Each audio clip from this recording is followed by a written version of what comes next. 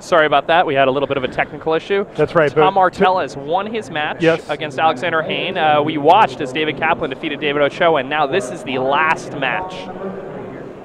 This game is the last for one. All the marbles. It is. It's a game 3 with John Stern versus Josh Utter-Leighton, and this is for the entire match here. We see that Josh Utter-Leighton has assembled a team of potent flyers here. That Thrashing Moss Dog, it's got reach, but it's got agoraphobia on it. It can still block one of these creatures.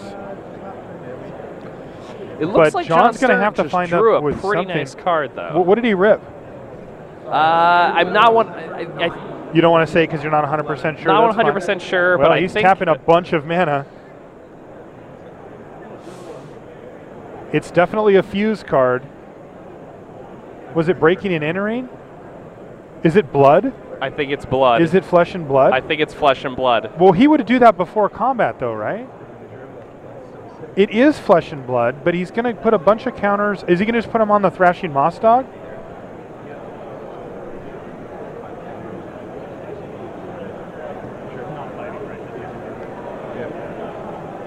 Bringing the screen back up for you in just a second. He put him on the Thrashing Moss Dog, so that brought it right back up to a 3-3, and he used blood to take out the Daggerdrome Imp. That was a huge stabilizer for John Stern and Team Canada here, as now he can effectively race. He's still going to need an extra damage in there. Doesn't have lethal on the board, but Josh Utter-Leighton doesn't have any reasonable attacks right now either. If he attacks with both, Tower Drake is just a 2-1 flyer in Josh's deck, and there's a Cloudfin Raptor for Josh Utter-Leighton. What else does he have? He's got another spell. He's got a Swamp in his hand as well, but... Yep. All right, so the Agoraphobia that he had returned while we went dark there is going to hit the Scab Clan Giant. It's going to leave an 8-8 Thrashing Moss Dog and a 3-3 Slaughterhorn. That's lethal. Yeah, but I mean, the Moss Dog can't get in there. Cannot get in there. So this is just going to be an attack with the Slaughterhorn, but Josh isn't in a bad spot there, because if he wants, he can block with the Dark Revenant, trade that, redraw the Dark Revenant, play it, evolve the Cloudfin Raptor, and have some game going.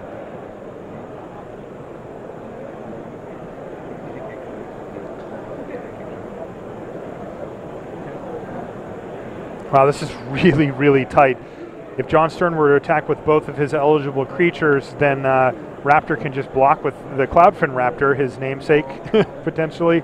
Chump block the 8-power Thrashing Moss Dog and then attack for lethal in the air. So that option is not there for John Stern unless he has something. All right, he is going to play and then immediately cycle an Orzhov Cluestone, draws his card for the turn. He's only got 2 mana available. I think just Slaughterhorn comes in.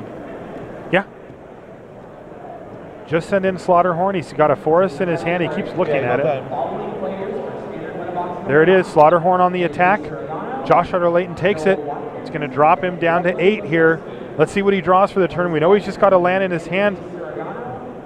Who is it, a Dead Reveler? It is a Dead Reveler. So a Dead Reveler, that can trade off for the Slaughterhorn. It's also going to evolve the Cloudfin Raptor.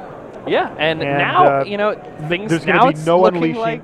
Now it's looking like Utter-Leighton's ahead, because if he draws any creature that evolves that Raptor, he is lethal. That's right. And the Reveler trades with the Slaughterhorn, which was the only thing that Stern could really force any damage with. So now is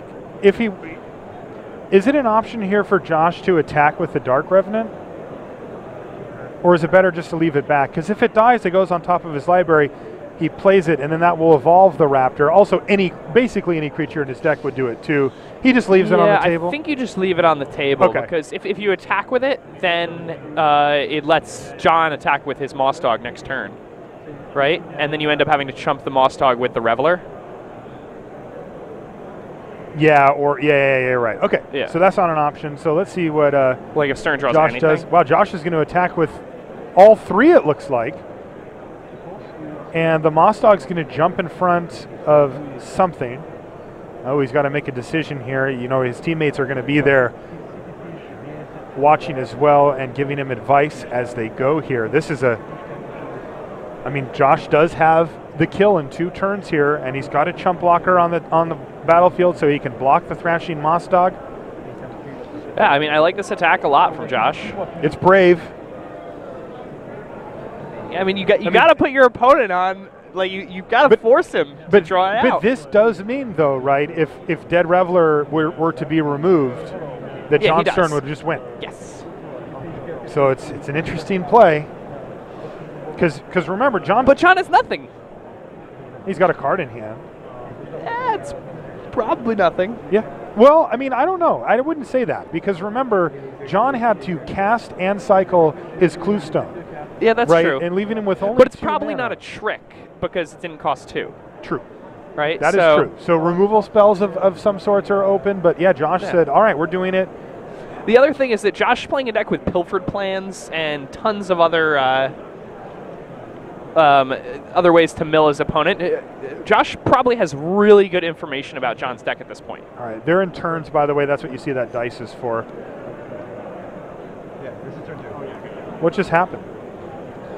He's just saying, like, if you attack, I'm going to block Moss Dog. If you have it, like he's basically saying this is how it's going to go. He's trying to speed it up.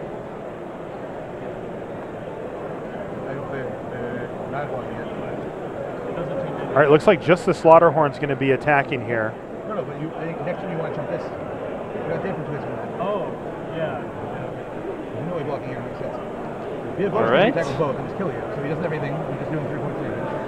You're at 8. You go to 5. This is it. This is pretty tense. Yeah. So right now Martell's giving advice to Josh Utter-Layton, and I think he's recommending just taking the damage. And he did in fact just take the damage. This is turn 3. So this is also going to influence Josh Utter-Layton's decisions to attack all in on the turn before. He wanted to make sure he could finish the game on the 5-turn rule and limit the draw steps from his opponent. And it's worked. Josh Utter-Layton is victorious over John Stern, and that means that Team Bay Area is going to take down Bay the Life. Canadian team here On the last turn, you had to survive. in the 4th round from Providence. Thanks again for rejoining us here.